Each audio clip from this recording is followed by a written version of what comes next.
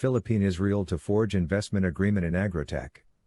The Philippines and Israel are poised to forge a mutual investment protection agreement in various sectors, focusing on agriculture technology, where the former has been lagging behind other countries and was further aggravated during the pandemic.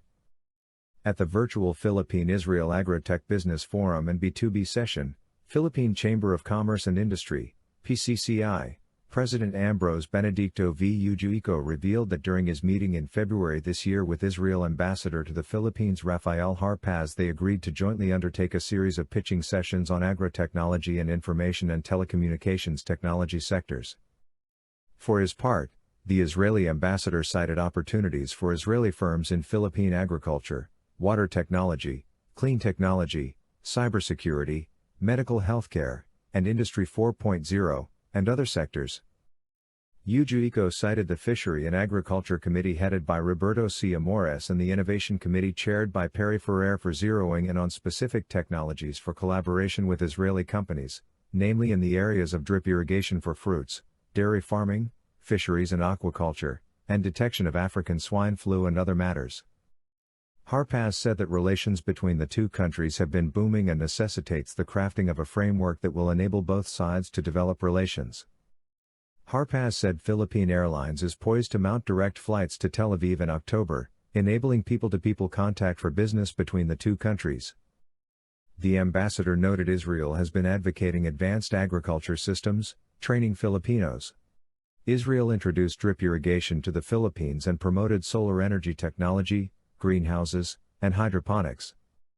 Yujuico also expressed interest to send a mission to Israel when the pandemic is over, which was welcomed by Israeli officials. The Israeli government has committed to providing continuous and stronger support for the Philippine agriculture sector, with hopes of delivering more investments to the country. In a roundtable with the Manila Times, Israeli ambassador to the Philippines Rafael Harpaz said his government will be closely working with the Department of Agriculture, DA, to intensify technology transfer in the agriculture fishery sector, particularly fertigation, irrigation, post-harvest facilities, hydroponics and all those technologies that Israel is already introducing to the Philippines. Harpaz also mentioned that the government of Israel is sticking to its role to create the conditions that facilitate and help its private sector to invest in Philippine agriculture. Poster. There's a lot of interest and we see the potential, he added. The ambassador recalled his childhood years when he learned that the Philippines was the food basket of Asia for rice. But, when I came 3 years ago, I found out that you are importing rice. Something has changed. In Israel, it's mandatory that every house should be topped with solar panels. The sun is for free and you have a lot of sun in the Philippines, he added. This is where agricultural technologies should come in, with proper government support for efficient implementation, according to Harpaz.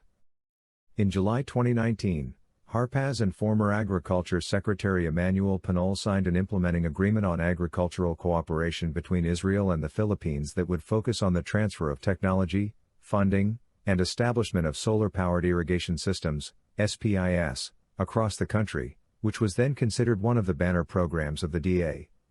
Under the deal, the Israeli government will assist the Philippines by funding a long-term loan worth $44 billion, which will be used for the establishment of SPIS, a new farming technology which seen to help increase farmers' income and productivity. The flagship program aimed at establishing 6,200 units of SPIS, would have the capacity to irrigate at least 500,000 hectares of farmlands all over the country. The crops targeted to be covered by the SPIS deployment included lowland and upland rice, corn, as well as some high-value crops like coffee, cacao, coconuts, sugarcane, and other fruit-bearing trees. But primarily due to the change in the leadership of the Agriculture Department, the said project was not pursued. Just 2 months after the forging of the said deal, Agriculture Secretary William Dar announced that LR Group, one of the biggest agro-industrial companies in Israel, was looking to bring in a $200 million investment for a massive irrigation project in the country. We signed an agreement that when the Philippines decides which company they will do the project, then we will give our development assistance, we follow it and guarantee credits. There are just some legal issues in the Philippines, but it is something that we very much like to do. We understand the needs of the Philippines, said Harpaz. I spoke several times with Secretary Dar about it and I know it's in the process. It's still to be finalized, but it's in the pipelines and I hope it will be implemented soon, he added. Nevertheless, the ambassador expressed optimism on the country's agricultural growth and development under the new normal amid the coronavirus disease 2019, COVID-19, pandemic.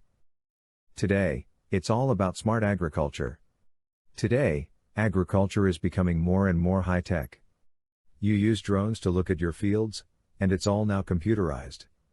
And I just hope that at the end of the COVID, investors can physically come in, the Philippines, and we are eager to go back to the Philippines, Harpaz said.